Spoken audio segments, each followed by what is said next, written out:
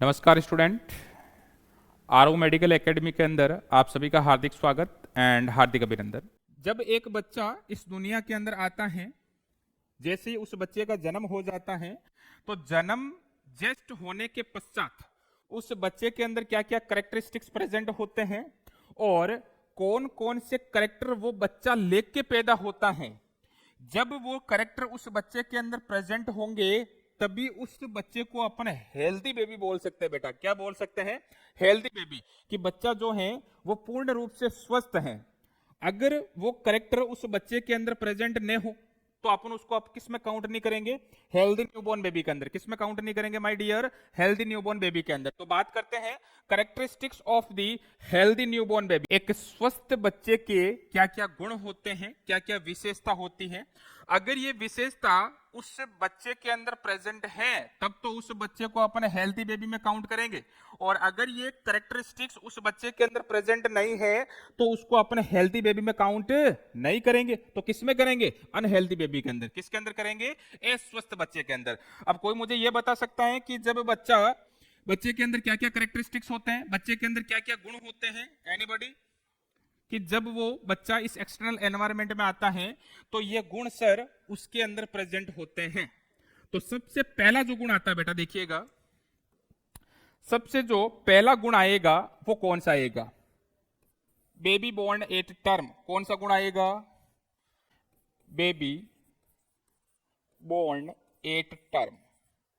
क्या समझे कि सर उस बच्चे का जन्म जो है वो 8 टर्म होना चाहिए। 8 टर्म का मतलब क्या हुआ कि सर टाइम पे होना चाहिए, गेस्टेशनल पीरियड के टाइम पे होना चाहिए, न टाइम के पहले होना चाहिए न टाइम के बाद होना चाहिए। और 8 टर्म का मतलब ही यही होता है, ऐसा बच्चा जिसका जन्म 37 वीक से लगा के 42 वीक के बीच बीच में हुआ है। 37 वीक से लगा के 42 वीक के अगर बीच बीच में किसी बच्चे का जन्म है तब तो उसको अपन 8 टर्म बेबी बोलेंगे। क्या बोलेंगे बेटा? 8 टर्म। अगर 37 वीक के पहले हुआ है तो प्री टर्म बोलेंगे। क्या बोलेंगे माय डियर? Pre term. और अगर 42 वीक्स के बाद में हुआ है तो इसको अपन पोस्ट टर्म बोलते हैं। क्या बोलते हैं my dear? Post term. Clear? चलिए सेकंड वन कौन कौन सा कैरेक्टरिस्टिक है देखिएगा। Second one, respiration should be start 90 second of birth. क्या समझे कि सर जैसे उस बच्चे का जन्म हुआ तो विद इन 90 सेकेंड के अंदर अंदर उस बच्चे का रेस्पिरेशन क्या हो जाना चाहिए बेटा? स्टार्ट हो जाना चाहिए। अगर 90 सेकेंड के अंदर अंदर रेस्पिरेशन स्टार्ट नहीं होता है तो उस बच्चे को अपने हेल्दी बेबी में काउंट नहीं करेंगे। जैसे ही जन्म हुआ, जन्म होने के तुरंत 90 सेकंड के अंदर अंदर उसका क्या हो जाना चाहिए? रेस्पिरेशन स्टार्ट हो जाना चाहिए। क्लियर? चलिए तीसरा करेक्टर देखिएगा। तीसरा करेक्टर बच्चे का, without baby born without any congenital anomalies. Any congenital abnormality. क्या समझे बेटा? कि उस बच्चे के अंदर जन्मजात कोई भी विकृतियां उत्पन्न नहीं होनी चाहिए। उस बच्चे के अंदर किसी भी प्रकार की कोई कंजेनाइटल एबनॉर्मलिटीज नहीं होनी चाहिए। बहुत सारी कंजेनाइटल एबनॉर्मलिटीज प्रेजेंट हो सकती है, लाइक स्पाइना बायोफिडा हो गया, है ना, पाइलोरिक स्टेनोसिस की कंडीशन, क्लेफ्ट लिप की कंडीशन, क्लेफ्ट प्लेट की कंडीशन, रूबेला सिंड्रोम की कंडीशन, है ना। बहुत सारी कंजेनाइटल एबनॉर्मलिटीज होती है। तो उस बच्चे में जन्मजात कोई भी विकृतियां उत्पन्न नहीं होनी चाहिए। अगर कोई कंजेनाइटल एबनॉर्मलिटीज हैं तो उस बच्चे को अपन हेल्दी बेबी में काउंट नहीं करेंगे। क्लियर? चलिए सेकंड लास्ट वन आपका जो करेक्टर आता है, विथ नॉर्मल बॉडी पैरामीटर। क्या आता है? With normal body parameter. क्या समझे बेटा इससे? कि उस बच्चे के जो बॉडी के पैरामीटर हैं, लाइक उस बच्चे के वाइटल साइन हो गए, लाइक उस बच्चे का वेट हो गया, हाइट हो गई, हेड सर्कमफेरेंस हो गया, चेस्ट सर्कमफेरेंस हो गया, ये सब कुछ बेटा क्या हो जाना चाहिए? नॉर्मल लिमिट के अंदर होना चाहिए। क्लियर? नहीं तो कम होना चाहिए न ज्यादा होना चाहिए। तो ये भी एक प्रकार का करेक्टर हो जाता है किसका? उस बच्चे का। क्लियर? चलिए लास्ट वन करेक्टर पढ़ लेते हैं अपन। Initiation of baby easily adopt to the external environment,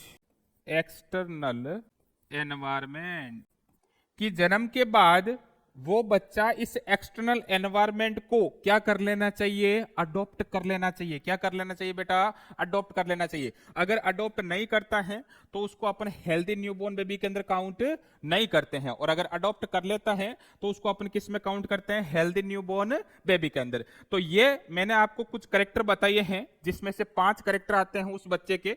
सबसे पहला आपका कौन सा, उस बच्चे का जन्म 8 बर्थ पे होना चाहिए, उस बच्चे का रेस्पिरेशन 90 सेकंड के अंदर अंदर स्टार्ट हो जाना चाहिए, उस बच्चे में किसी भी प्रकार की कोई कंजेनाइटल एबनॉर्मलिटीज नहीं होनी चाहिए, उस बच्चे के सारे लाइफ के बॉडी के पैरामीटर नॉर्मल होने चाहिए, और वो बच्चा इजीली उस एक्सटर्नल एनवायरनमेंट में क्या हो जाना चाहिए, ढल जाना चाहिए, उसको वो एनवायरनमेंट जो है एक्सेप्ट कर लेना चाहिए।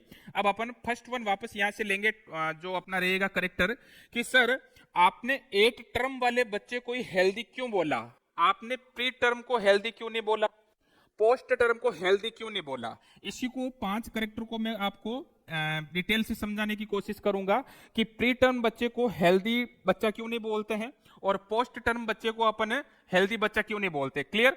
तो फर्स्ट वन अपन बात करते हैं वापस, कौन सा करेक्टर था अपना, पहला बेबी बोर्न 8 टर्म, यही था अपना सबसे पहला करेक्टरिस्टिक्स।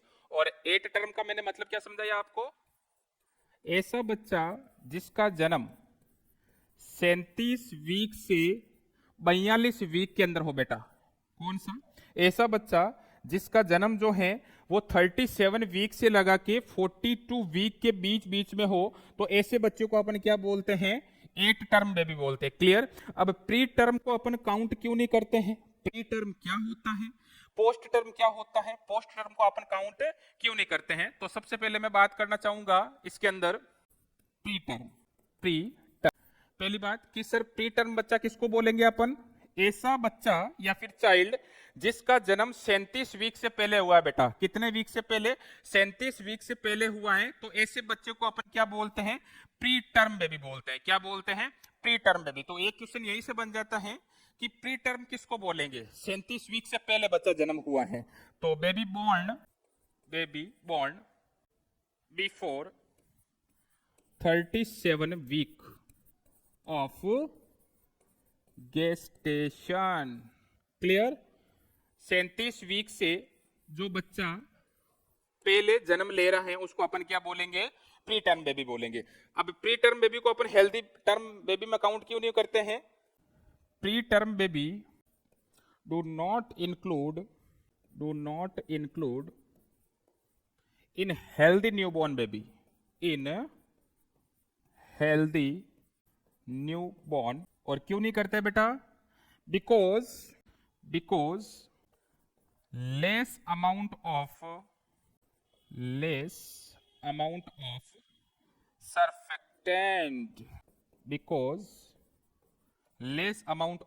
सर्फेक्टेंट, क्योंकि सर उस बच्चे के अंदर सर्फेक्टेंट की कमी होती है। किसकी कमी होती है माय डियर, सर्फेक्टेंट की कमी होती है, इसलिए अपन प्री टर्म बेबी को किसमें काउंट नहीं कर रहे हैं, हेल्दी न्यूबॉर्न बेबी के अंदर। किसके अंदर काउंट नहीं कर रहे हैं, हेल्दी न्यूबॉर्न बेबी के अंदर। अब सर ये सर्फेक्टेंट क्या होता है, पहली बात, और सर्फेक्टेंट जो है वो क्या करते हैं, दूसरी बात, सर सर्फेक्टेंट का प्रोडक्शन कब स्टार्ट होता है, तीसरी बात, सर हमको कैसे पता चलेगा कि बच्चे के अंदर सर्फेक्टेंट बन चुका है या फिर सर्फेक्टेंट की कमी है, ये सब कुछ आपके मैं डाउट क्लियर करना चाहूंगा। देखिएगा इस सर्फेक्टेंट का जो प्रोडक्शन है बेटा, यहां पे मैंने एक नाम लिखा हुआ है सर्फेक्टेंट। क्या नाम लिखा हुआ है, सर्फेक्टेंट। अब बात करना चाहूंगा कि सर्फेक्टेंट का जो प्रोडक्शन है वो कौन करता है बेटा, देखिएगा surfactant produce by type second, कौन सी सेल बेटा, टाइप सेकंड सेल, या फिर इसी को अपन क्या बोलते हैं, टाइप सेकंड न्यूमोसाइट सेल। कौन सी सेल बोलते हैं बेटा, टाइप सेकंड न्यूमोसाइट सेल। इसी को अपन बोलते हैं बेटा टाइप सेकंड सेप्टल सेल। कौन सी सेल बोलते हैं बेटा, टाइप सेकंड सेप्टल सेल। तो ध्यान रखिएगा कि जो सर्फेक्टेंट है उसका प्रोडक्शन कौन करता है, आपके क्वेश्चन बन सकता है। तो सर्फेक्टेंट का प्रोडक्शन हमेशा कौन करता है सर, टाइप सेकंड सेल करती है। इसी को अपन टाइप सेकंड न्यूमोसाइट सेल के नाम से जानते हैं, इसी को अपन सेप्टल सेल के नाम से जानते हैं, और इसी को अपन एल्वियोलार सेल के नाम से जानते हैं बेटा। इसी को अपन क्या बोलते हैं, टाइप सेकंड एल्वियोलार सेल। ठीक है बेटा, एल्वियोलार सेल। यहां तक बात समझ में आ गई। अब देखिएगा यहां से जो अपना क्वेश्चन बनता है कि सर्फेक्टेंट जो है वो क्या होते हैं, सर्फेक्टेंट का प्रोडक्शन कौन से गेस्टेशनल पीरियड में देखने को मिलता है, और सर्फेक्टेंट का रेशियो कितना होता है, ये मैं आपको बताने जा रहा हूं। क्लियर? तो सबसे पहले मैं बात करूंगा कि sir what is surfactant. Surfactant क्या होते हैं पहले ये तो बताओ सर, हमें हमको पता ही नहीं है। तो देखिएगा सर्फेक्टेंट क्या होते हैं बेटा। Surfactant is nothing, it is a just mixtures of glycoprotein and phospholipid. Sir कुछ भी नहीं है सर्फेक्टेंट, एक मिक्सर है, एक मिश्रण है ग्लाइकोप्रोटीन और फॉस्फोलिपिड का, जो कि लंग्स के अंदर जो एल्वियोलाई प्रेजेंट होती हैं, और एल्वियोलाई के अंदर कुछ सेल प्रेजेंट होती है, जिसमें से टाइप सेकंड जो सेल होती है वो आपके क्या करती है, सर्फेक्टेंट का प्रोडक्शन करती है। क्लियर? तो सर्फेक्टेंट क्या है, it is a mixer of protein and lipid. Clear बेटा? अब प्रोटीन कौन सी है बेटा, ग्लाइकोप्रोटीन। कौन सी है प्रोटीन, ग्लाइकोप्रोटीन। ये हो गई आपकी ग्लाइकोप्रोटीन। और लिपिड कौन सा है सर, फॉस्फोलिपिड। कौन सा है माय डियर, फॉस्फोलिपिड। सर इस ग्लाइकोप्रोटीन में प्रोटीन कौन सी है, क्या नाम है उसका? तो देखिएगा ग्लाइकोप्रोटीन के अंदर जो प्रोटीन है उसका नाम है आपका लेसाइथिन। कौन सी बेटा, लेसाइथिन। और फॉस्फोलिपिड में कौन सा, स्पिंगोमाइलिन। कौन सी है, स्पिंगोमाइलिन। तो यहां तक आपके कंसेप्ट क्लियर हो चुका होगा कि सर्फेक्टेंट कौन कौन से सर्फेक्टेंट होते हैं। तो एक होता आपका लेसाइथिन और दूसरा होता आपका स्पिंगोमाइलिन। कौन सा बेटा, एक तो आपका लेसाइथिन और दूसरा आपका स्पिंगोमाइलिन। अब बात करते हैं अपन कि सर नॉर्मली ये सर्फेक्टेंट क्या करता है। तो बात करूंगा मैं इसके फंक्शन की। किसकी बात करूंगा डियर, फंक्शंस ऑफ सर्फेक्टेंट। कि सर सर्फेक्टेंट के फंक्शंस क्या हैं। तो सर्फेक्टेंट का सर पहला फंक्शन होता है, it increase the surface area of the alveoli. Increase the surface area of alveoli. ठीक। दूसरा काम इसका, decrease the surface tension. Decrease the surface tension of alveoli. कि सर पहला काम इस सर्फेक्टेंट का कि सर ये एल्वियोलाई के सरफेस एरिया को क्या करती हैं, बढ़ाती हैं। और दूसरा काम सरफेस टेंशन को कम करती हैं। जब सरफेस टेंशन कम होगा और सरफेस एरिया ज्यादा होगा तो बेटा एल्वियोलाई सिकुड़ेगी नहीं, कोलैप्स नहीं होगी। और जब कोलैप्स नहीं होगी तो ज्यादा से ज्यादा एयर किसमें आएगी, एल्वियोलाई में, और ज्यादा से ज्यादा CO2 बाहर आएगी बॉडी से बच्चे के। क्लियर है? तो अगर सर्फेक्टेंट प्रॉपर मात्रा में है उस बच्चे के लंग्स के अंदर, तो बच्चे के अंदर बेटा लंग्स कोलैप्स नहीं होते हैं, एल्वियोलाई जो है वो कोलैप्स नहीं होती है, गैसियस एक्सचेंज क्या रहता है, नॉर्मल रहता है। लेकिन ये सर जो सर्फेक्टेंट है ये बनता कब है, अब यहां से आपके क्वेश्चन देखने को मिलेगा। देखिएगा बात करते हैं अपन सर, जैसे ही वो प्रोडक्ट ऑफ कंसेप्शन कितने वीक का होता है, 20 वीक का। कितने वीक का होगा बेटा वो प्रोडक्ट ऑफ कंसेप्शन, 24 वीक का। तो इस 24 वीक के अंदर बेटा सर्फेक्टेंट बनना चालू होते हैं। क्या होते हैं, formation of surfactant. Formation of surfactant start. तो सबसे पहली बात कि सर सर्फेक्टेंट का प्रोडक्शन कौन से वीक के अंदर स्टार्ट होता है, तो आपका जवाब जाना चाहिए सर 24 वीक के अंदर। कितने वीक के अंदर? 24 वीक के अंदर। सेकंड वन, अब प्रोडक्ट ऑफ कंसेप्शन कितने वीक का होगा बेटा? 28 वीक का होगा सर। कितने वीक का होगा माय डियर? 28 वीक का होगा सर। तो 28 वीक के अंदर जो एलएस रेशियो होता है, कौन सा रेशियो बेटा? LS ratio. ये आपसे पूछा जाता है कि बताइए 28 वीक पे एलएस रेशियो, लेसाइथिन स्पिंगोमाइलिन का रेशियो कितना होता है? तो आपका जवाब जाना चाहिए 1:1। कितना जाना चाहिए? 1:1। तो 28 वीक पे इसका जो रेशियो रहता है वो कितना रहता है बेटा? 1:1। और 1:1 जो है वो क्या इंडिकेट करता है? वो ये इंडिकेट करता है सर कि उस बच्चे के लंग्स अभी कैसे हैं? इमेच्योर हैं। बच्चे के लंग्स कैसे हैं? इमेच्योर हैं। और इस दरमियान अगर उस बच्चे का जन्म हो जाता है तो बेटा लंग्स तो इमेच्योर हैं, क्या वो बच्चा सरवाइव कर पाएगा? क्या नहीं कर पाएगा सर, क्योंकि सर्फेक्टेंट तो 1:1 में है। तो 1:1 एलएस रेशियो आ रहा है, तो ये क्या इंडिकेट करता है? बच्चे के लंग्स इमेच्योरिटी को इंडिकेट करता है। क्या इंडिकेट करता है बेटा? बच्चे के लंग्स कैसा है? इमेच्योर। तो ये इंडिकेट करेगा, इंडिकेट लंग्स इमेच्योरिटी। किसको इंडिकेट करेगा? Lungs immaturity. क्लियर? चलिए, अब सर 28 वीक पे बाद में वो बच्चा कितने वीक पे आया? 34 वीक पे आया बेटा। कितने वीक पे आया माय डियर? 34 वीक पे आया। और 34 वीक के अंदर जो एलएस रेशियो होता है ये कितना हो जाता है माय डियर? 2:1। ध्यान रखिएगा, ये आपका क्वेश्चन है कॉम्पिटिटिव एग्जाम का कि सर 34 वीक पे जो एलएस रेशियो रहता है वो आपका 2:1 हो जाता है। और अगर 2:1 किसी बच्चे का एलएस रेशियो आ जाता है तो ये क्या इंडिकेट करता है कि बच्चे के जो लंग्स है वो क्या हो चुके हैं? मैच्योर हो चुके हैं। और मैच्योर हो चुके हैं तो अगर इस दरमियान बच्चा डिलीवर होता है तो उसमें किसी भी सर्फेक्टेंट की कमी नहीं रहती है। तो 2:1 एलएस रेशियो 2:1 क्या इंडिकेट करेगा?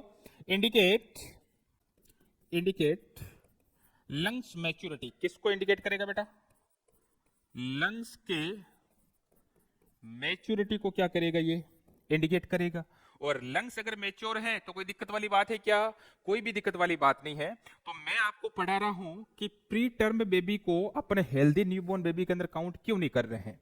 मैंने आपको इसका रेशनल दे दिया है, क्योंकि बच्चे के जो लंग्स होते हैं बेटा वो कमजोर होते हैं, सर्फेक्टेंट की कमी होती है। और जब सर्फेक्टेंट की बेटा कमी रहती है ना तो गैसेस एक्सचेंज नहीं हो पाता है, एल्यूलाई जो है वो कोलैप्स हो जाती है। क्योंकि अभी अपन ने पढ़ा था कि सर्फ एक्सटेंशन जो है वो जो सर्फेक्टेंट है ये आपके जो एल्यूलाई का सरफेस एरिया है उसको बढ़ाएगी और सरफेस टेंशन को कम करेगी। लेकिन अगर उस बच्चे का जन्म 34 वीक से पहले हो गया, 28 वीक से पहले हो गया या फिर 24 वीक पे हो गया तो बच्चे के अंदर तो सर्फेक्टेंट ही नहीं है। जब सर्फेक्टेंट नहीं होगा तो सरफेस टेंशन बढ़ेगा डियर, और जब सरफेस टेंशन बढ़ता है तो एल्यूलाई सीधी कोलैप्स होती है, बच्चे को एटलैक्टेसिस होता है और बच्चा क्या हो जाता है? खत्म हो जाता है। क्लियर? तो अब मैं आपको थोड़ा सा रेशनल बता देता हूं इसको। तो सर्फेक्टेंट की जब कमी होगी क्या होगी बेटा? Due to decrease surfactant. और जब सर्फेक्टेंट की कमी होगी तो सीधी सी बात है decrease surface area, decrease surface area of alveoli. Alveoli का जो सरफेस एरिया है माय डियर वो क्या हो जाएगा? कम हो जाएगा। जब सरफेस एरिया कम होगा तो सरफेस टेंशन क्या होगा? Increase, increase surface tension of alveoli. Clear my dear? तो सरफेस टेंशन जब बढ़ेगा तो बेटा क्या होगा? Alveoli become collapse. क्या हो जाएगी my dear? Alveoli become collapse. और जब एल्यूलाई कोलैप्स हो जाएगी तो एल्यूलाई से गैसेस का एक्सचेंज नहीं हो पाएगा। भाई एल्यूलाई कर क्या रही है? O2 CO2 का एक्सचेंज कर रही है, O2 की एंट्री करती हैं, CO2 का ब्लो ऑफ करती हैं, लेकिन एल्यूलाई बेटा क्या हो चुकी है, पिचक चुकी है, सिकुड़ चुकी है। तो एल्यूलाई गैसेस एक्सचेंज में हेल्प नहीं करेगी, हेल्प नहीं करेगी तो बच्चा सडन क्या हो जाएगा, खत्म हो जाएगा सर। सडन बच्चा किस में चला जाएगा, RDS में चला जाएगा, रेस्पिरेटरी डिस्ट्रेस सिंड्रोम में चला जाएगा। तो एल्यूलाई become collapse and not proper